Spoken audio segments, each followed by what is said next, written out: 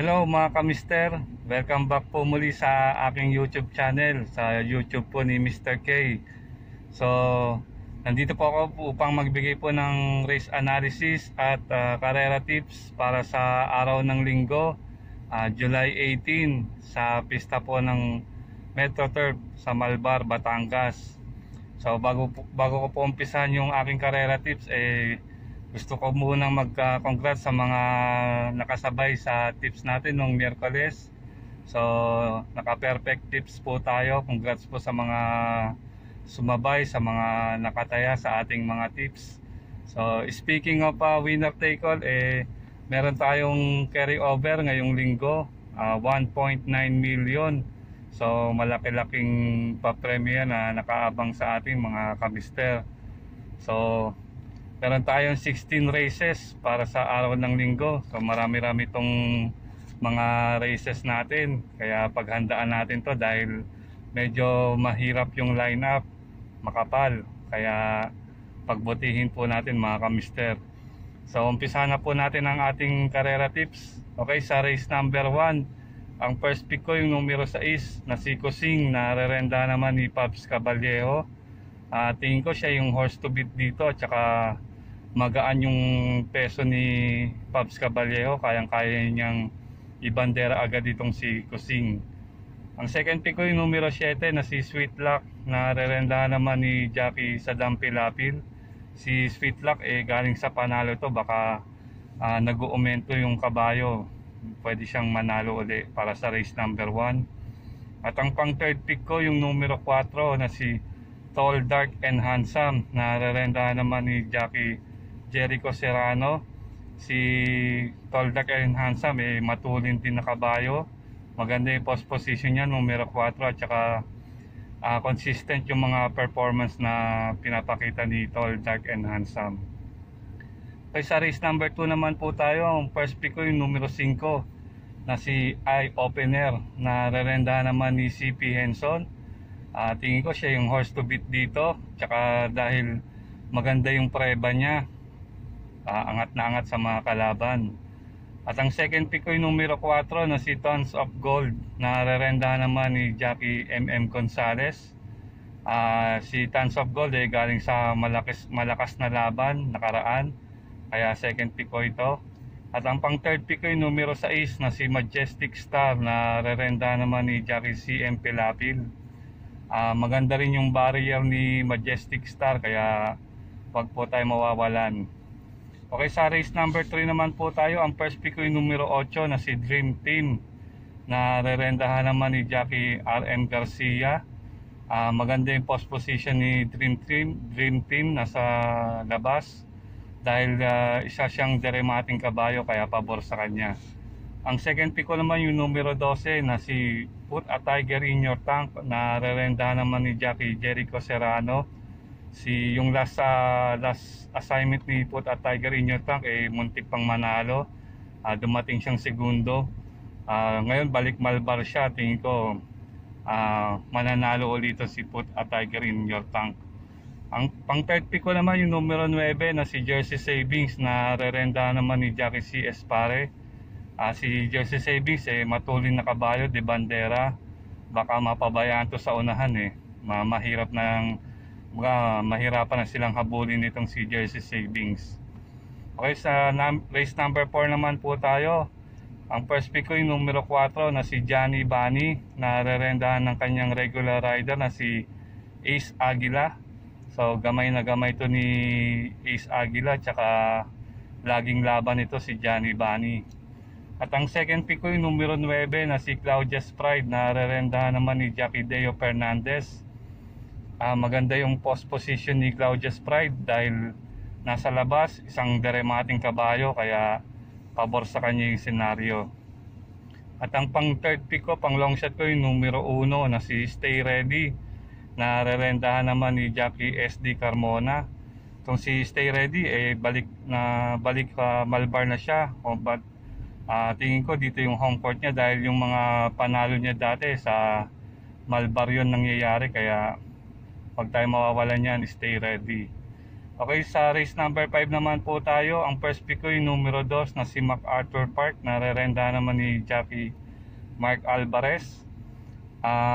Si MacArthur Park galing sa impresibong panalo. Baka nag-uumento itong si Kabayo. Kaya first pick ko itong si MacArthur Park. Ang second pick ko yung numero 1 na si Midnight Sonata. Narerenda naman ni Jockey A.R. Villegas. So si Midnight Sonata naman maganda yung mga performance na pinapakita niya. At ang pang long shot ko yung numero 5, si Riding the Tiger. Narerendahan naman ni apprentice jockey E.A. Abrea. So ito baka makasila itong si Riding the Tiger. Okay, sa race number 6 naman po tayo. Yung first pick ko yung numero 10, si AP Factor. Narerendahan naman ni Kelvin Abobo. Si AP Factor galing sa panalo ito, baka makaulit-ulit siya ng panalo rito sa race number 6. Ang second pick ko yung numero 7 na si Stripes of Red. Narerenda naman ni Jockey Jigger Paano. Si Stripes of Red galing sa impresibong panalo sa kanyang maiden assignment. At ang pang third pick ko, pang long shot ko yung numero 5 na si Sky Marshall. Narerendahan naman ni apprentice jockey M.A. Lanot. Ito si Sky Marshall, laging laban to, tsaka matulin na kabayo, baka mapabayaan to sa unahan. Okay, sa race number 7 naman po tayo. Ang first pick ko yung numero 4 na si Lucky Savings. Narerendahan naman ni jockey Kelvin Abobo. Tingin ko siya ang horse to beat dito dahil galing sa panalo itong si Lucky Savings. Nag-uumento itong si kabayo, kaya first pick ko itong si Lucky Savings. At ang second pick ko naman yung numero 1 na si Pinom. Narerenda naman ni Jockey Danny Boy Camanyero. Galing din ito sa panalo, matulin na kabayo. Tsaka tingin ko paumento rin tong si Pinom. Tsaka nga pala may rematch sila dito ni Asyong. Dati naglaban na ito sa Santa Ana kung saan nag 1-on-1 sila, tapos nanalo doon si Pinom. Okay, sa race number 8. Punta na tayo sa race number 8. Ang first pick ko yung numero 11 na si Lucky Julian. Narerendahan naman ni Jockey Kelvin Abobo. Itong si Lucky Julian consistent yung performance niya, kaya first pick ko ito. Ang second pick ko yung numero 3 na si Magnum Force. Narerendahan naman ni Jockey J.A. Pastoral. So si Magnum Force naman isang deremating kabayo. Pag ito labas, sigurado tuloy-tuloy yung remate na itong si Magnum Force. Ang pang long shot ko naman, pang third pick ko yung numero 10 na si El Leader Maximo. Narerendahan naman ni JQ Cabarios. So ito pang long shot ko to, si El Leader Maximo, kasi nauhusayan ako sa mga performance na itong si El Leader Maximo. Okay, sa race number 9 naman po tayo. Ang first pick ko yung numero 12 na si Avenue Shopper. Narerendahan naman ni Jockey JD Huko. Ito mababa na sa laban, at saka maganda yung post position niya, nasa labas, numero 12. Makakaremate ito ng maganda si Avenue Shopper. Okay, sa second pick ko yung numero 3 na si Incomparable. Narerendahan naman ni Jockey Jeff Bakaykay. Isang deremating kabayo rin itong si Incomparable, at saka malakas din itong rumemate. At ang pang third pick ko, pang long shot ko yung numero 5 na si Alim's Joy. Narerendahan naman ni apprentice GB Mora. Pang long shot ko ito, baka ito nanalo ito dati nung long shot siya, padehado, kaya baka makaulit-ulito ng dehado rito. Okay, punta na tayo sa race number 10. Ang first pick ko yung numero 1 na si Blackburn. Narerendahan naman ni Jockey Deo Fernandez. So ito, cambio hinete na, binigay na kay Deo Fernandez, sigurado labas na itong si Blackburn. At ang second pick ko naman yung numero 3 na si Star is Born. Narerendahan naman ni Jericho Serrano. Si Star is Born sunod-sunod ang panalo nito, mukhang nag-uumento itong si kabayo. Mahirap tong awalin kapag nag-uumento yung kabayo kaya malaki rin panalo nito ni Star is Born. At ang pang third pick ko yung couple entry ng numero 2 na si Port McKinley. Kakouple niya si Money Changer. Tingin ko parehas may panalo itong dalawang kabayo nito, kaya wag tayo mawawalan nitong Port McKinley at saka Money Changer.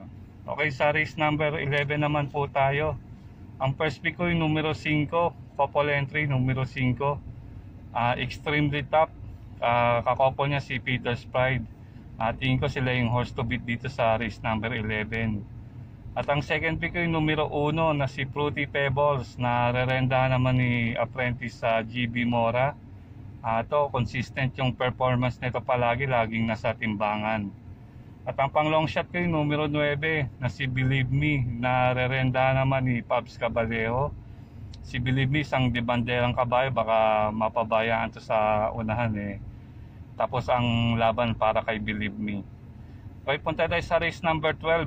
Ang first pick ko yung numero 1 na si Blown Away na rerendahan naman ni Jackie JB Guse. Tingin ko siya yung horse to beat dito, tsaka maganda yung barrier niya nakaraan. Mukhang marami pa si kabayo. At ang second pick ko yung numero 6 na si Princess Bia na rerendahan naman ni Jackie FS Parlocha. Si Princess Bia ay isang debanderang kabayo, kaya second pick ko ito. At ang pang third pick ko yung numero 8 na si Classic Star na rerendahan naman ni Jackie JD Huco. Si Classic Star, maganda post position niya dahil isa siyang deremating kabayo. Okay, punta tayo sa race number 13. Ang first pick ko yung numero 6 na si Chesapeake Bay na rerendahan naman ni Jackie Ace Aguila. Si Chesapeake Bay, gumanang laban para sa kanya, tsaka sumigundo siya dun sa huling laban niya. At ang second pick ko yung numero 2 na si King Wash Dirt Bigan na rerendahan naman ni Ramon Di Raquel. So si King Wash Dirt Bigan galing sa panalo eh, baka makaulit-ulito sa Malbar. Okay, punta tayo sa race number 14. Ang first pick ko yung numero 4 na si Hantik na rerendahan naman ni Jackie RM Garcia. Sumigundo ito nung huling laban niya sa San Lazaro. At saka tingin ko siya yung horse to beat dito dahil bumabalik na yung galing ni Hantik. Okay, ang second pick ko yung numero 1 na si Masada na rerendahan naman ni Jackie Lester De Jesus.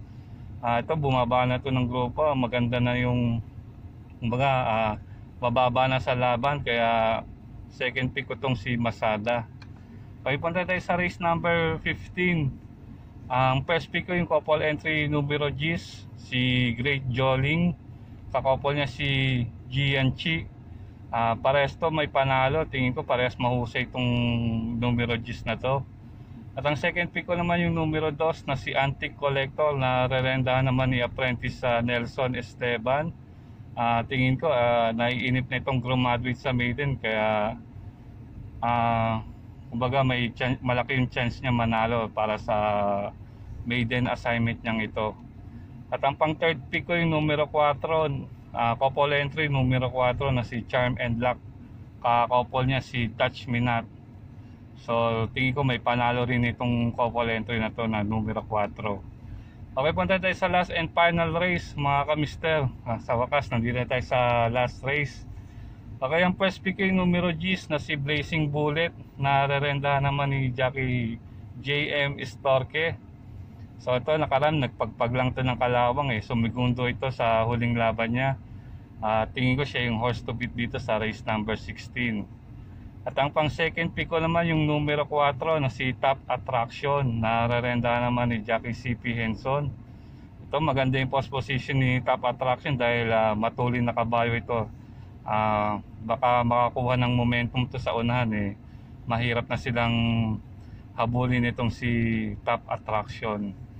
So yun po mga kamister ang aking race analysis.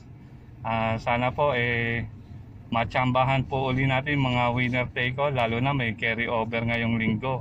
So good luck po mga kamister. Okay, shout out portion na po tayo. Shout out po kay Mr. Godofredo Lumbang. Shout out po kay Sir June Fernandez.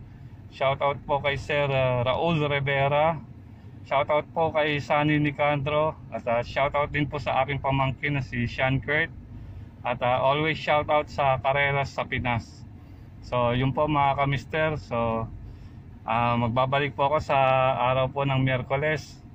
So good luck po mga kamister. Ito po muli si Mr. K na nag-iiwan sa inyo ng kasabihang kahit dehado may panalo. Maraming salamat po.